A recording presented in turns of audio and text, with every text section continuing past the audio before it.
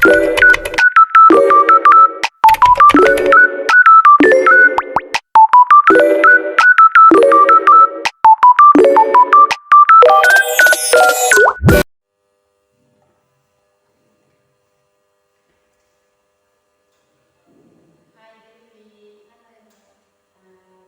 kawan hari ini? Baik, Ibu. Puji Tuhan. Bagaimana pelajaran hari ini? Yang baik, Ibu. Ya, ada ulangan? Tidak ada. Tadi pagi sudah sarapan? Sudah, Ibu. Tadi juga sudah beli jajan. Bagaimana pelajarannya tadi? Lancar, Ibu, meskipun agak sulit. Baiklah, Devi. Maksud Anda dipanggil adalah untuk berusaha membantu Devi agar bisa memecahkan masalah yang sedang dihadapi sekarang ya. Nah, sebelumnya bagaimana kalau kita membuat kesepakatan waktu? Kira-kira pertemuan kali ini berapa menit atau sampai jam berapa? Iya, 1 jam pelajaran ya, Bu. Kira-kira 40 menit lah. Kalau pulang sekolah saya tidak bisa karena dijemput dengan saudara. Berarti hari ini kita sepakat ya 40 menit. Iya, Bu. Baiklah, kita sudah sepakat. Sekarang Ibu ingin mengutarakan terlebih dahulu maksud dan tujuan Devi ke sini menemui Ibu agar tidak terjadi kesalahpahaman. Apakah Devi pernah mengikuti konseling? Belum pernah, Ibu. Oh, begitu. Jadi Ibu memanggil Devi ke sini dengan maksud mengadakan konseling dengan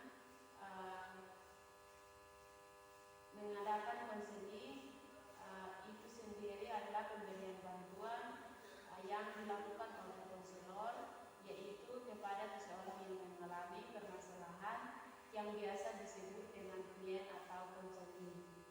Melalui wawancara yang akhirnya nanti bermuara pada teratasinya masalah yang dihadapi adik terus. Bantuan yang diberikan tidak hanya dalam bentuk nasihat, bantuan itu juga bukan merupakan bantuan materi. Misalnya mempunyai masalah keuangan, kan tidak mungkin Ibu membantu dengan memberikan keuangan. Ibu cuma memberikan solusi bagaimana cara pemecahan masalahnya. Bagaimana, sudah mengerti? Iya, Bu. Apakah masih ada yang perlu ditanyakan? Tidak.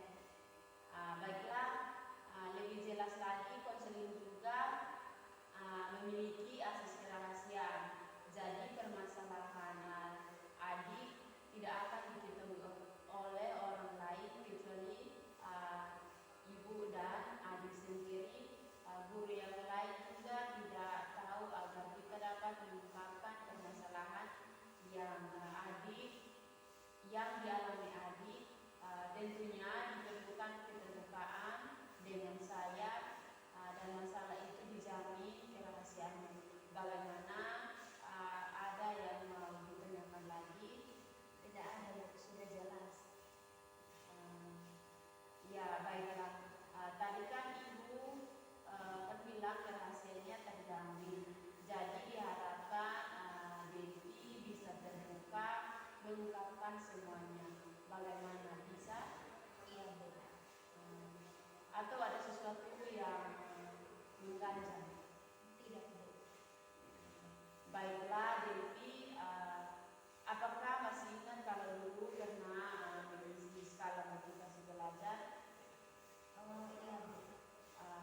Dari hasil skala motivasi belajar dan wawancara kemarin menunjukkan kalau Devi motivasi belajarnya rendah. Iya, Bu, memang saya kurang semangat untuk belajar.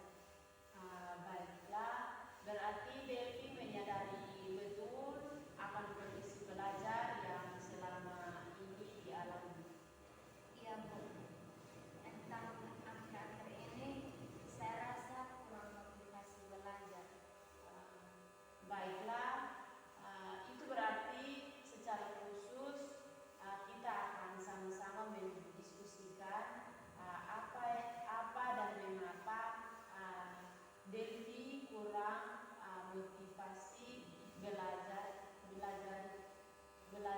ya.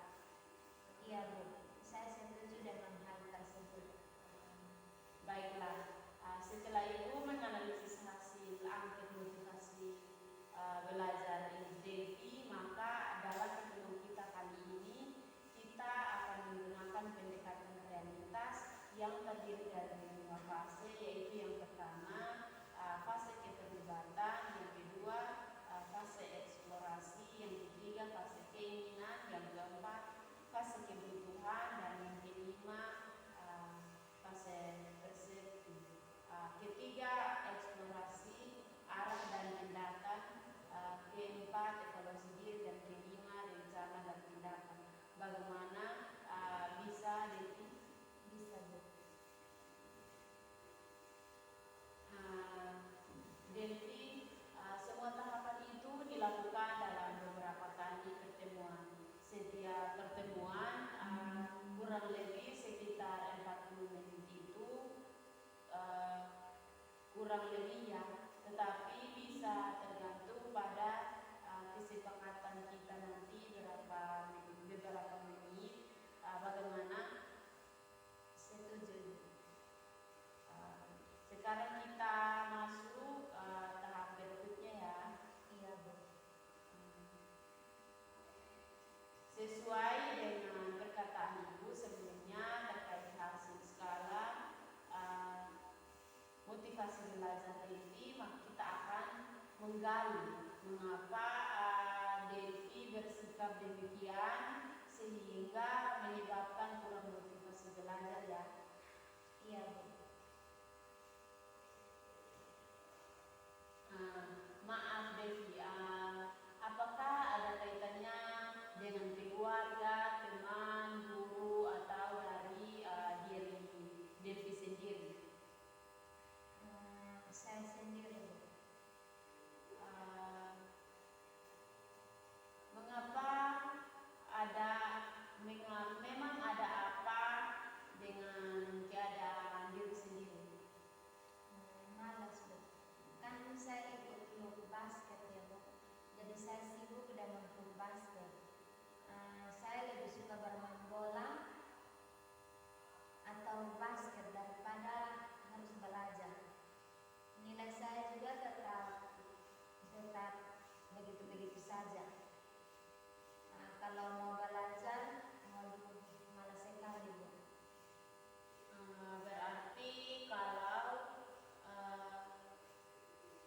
Berarti dengan kata lain penyebab kamu kurang motivasi belajar karena nilai kamu yang kurang memuaskan, seperti teman-teman lain, dan karena kesibukan di grup basket atau dengan hobi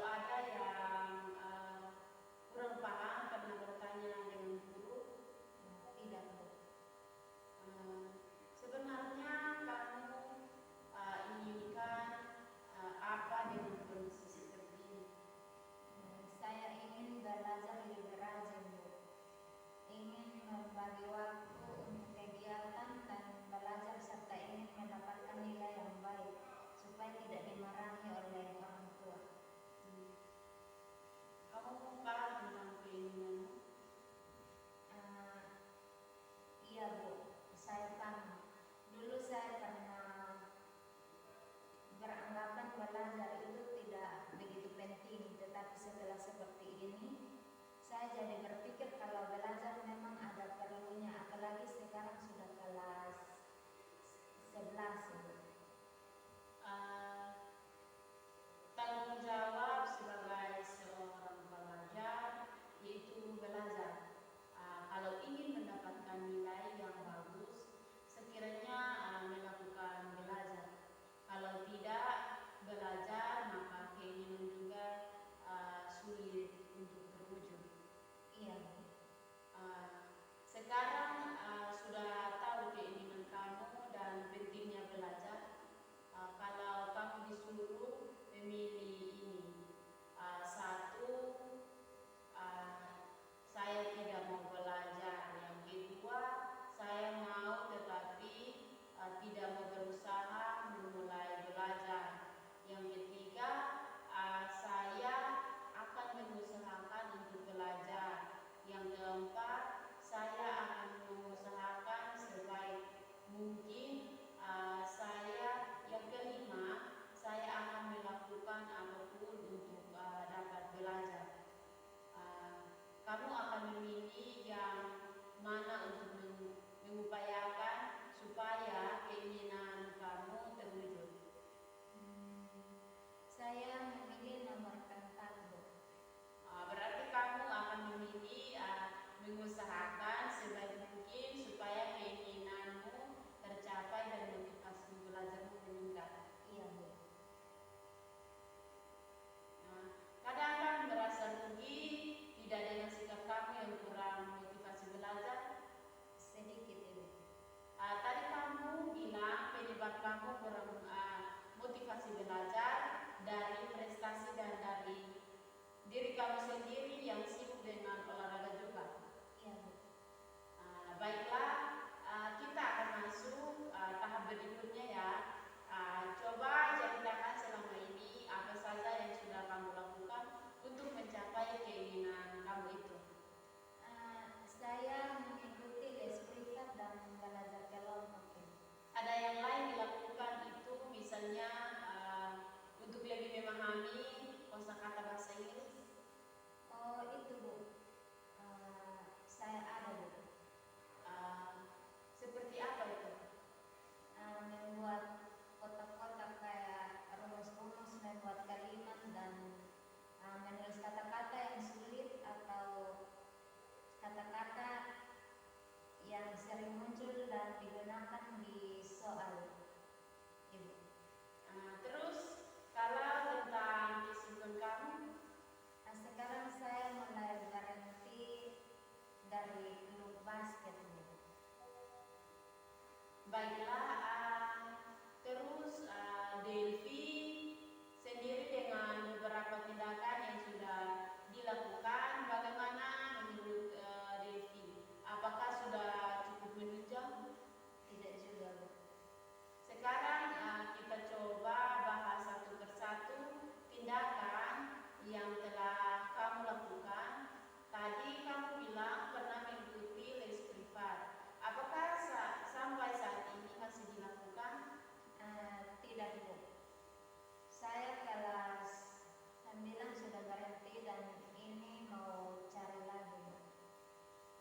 Tadi kamu mengatakan sudah berhenti. Kok bisa seperti itu? Bagaimana? Iya Bu. Saya sibuk dengan kegiatan di klub basket. Kan sering turnamen Bu, tanding begitu. Apakah dengan sikap seperti itu dapat mendukung dalam mencapai keinginanmu? Tidak Bu. Tapi kalau lesnya sebenarnya dapat membantu saya untuk memahami pelajaran. Nah sekarang saya mau mencari les lagi. Baiklah, sekarang yang selanjutnya